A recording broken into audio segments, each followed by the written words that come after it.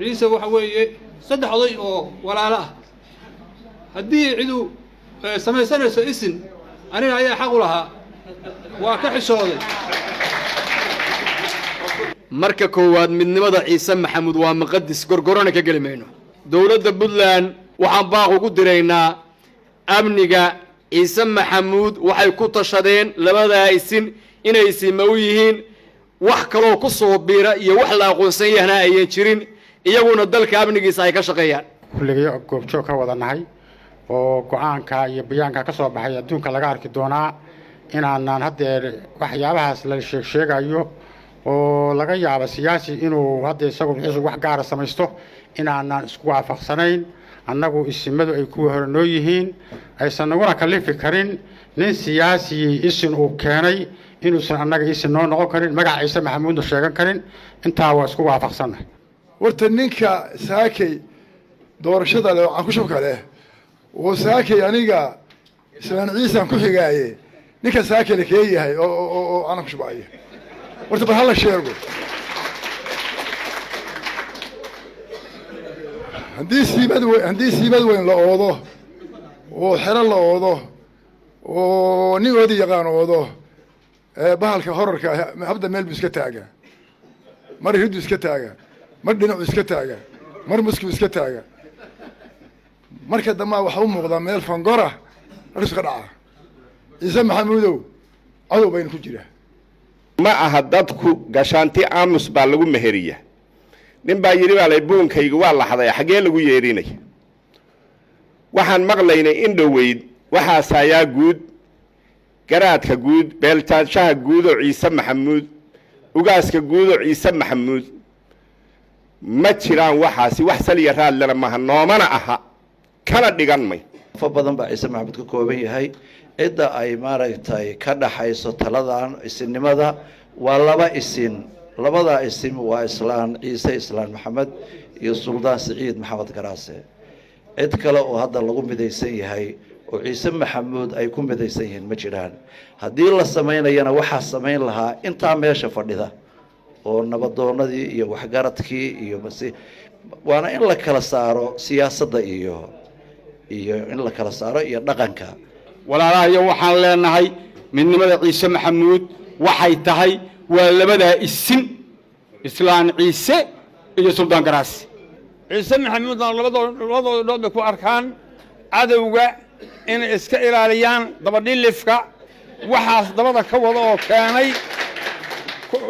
waxaanu qaadanayno iyo waxaanu haddii maaha waa inay iska ilaalinaa isku mid ka ahaanaa sidii odayaashii iga horreeyay ay sheegeen ma aha wax la isku waafaqsan yahay mana aha waxaanu aqbilayno iyo wax aqbili doonno midna maaha intii loo digana waa u digaya waxaan kaloo u nasiixaynayaa cidda hadda ku hawlan hawshaas waa uga nasiixaynayaa inay talo badan geliyaan inay aada uga fiirsadaan inay aada u rogrogaan waxa ay doonayaan iyo waxaa ka dhalan kara inay miisaamaan xaqiiqda marka loo hadlo marka anigu nina u hanjabi maayo dhulka iga sugan haddanay wadaabiye awoowahay nuurgeed ilaahu kuu naxariis ciise maxamuud ciddii soo faragelisa iyana waa ogtahay inay khaldan tahay doolaal waa nin meel waa wax meel ka yimaada doolaalana waa wax dhow oo meelahan taagtaagan labada waa ka digaynaa ciddii isku daydana haddee dad baanu nahay annagayna noo dan leeyihin wadajirka ciise maxamuud cid burburin ka dhaama jiro waxaanu ka midaysannahay dhaqan soo kordha oo ciise maxamuud inaanu gacan taagin maanta baahina u qabin isimada ciise maxamuud oo jira waa laba isin wey isin kale oo ciise maxamuud leeyahay ma jiro baahi loo samaysto oo jirtana ma jidho waxaan maqlaynay garaado iyo ugaasyo iyo waxbaan maqlaynay waxaasi wax jira ma wax ciise maxamuud ay doorteen ma waxay haddeer ku tala jiraaneenna ma waxyaalaha aan maqlaynay dadka deriska nala ah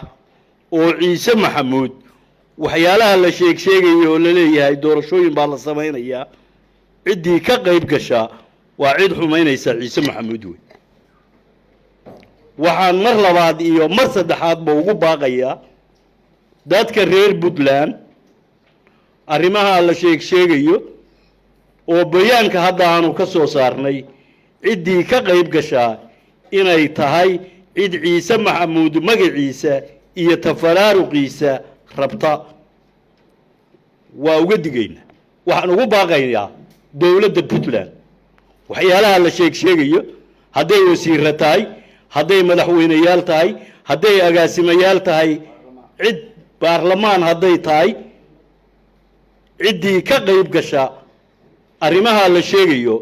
waa cid ku cayaaraysa oo kala jijabinaysa oo wuxuu dhimaysa Ciise Maxamuud waxaan rabaa inaan warkayga ku soo ururiyo haddii alla idmo wixii aanan raalli ka ahayn ciddii isku dayda inay ama ka qayb gasho ama wax ka timaado Ciise Maxamuud wuxuu ku eegayaa il gaar ah haddii alla idmo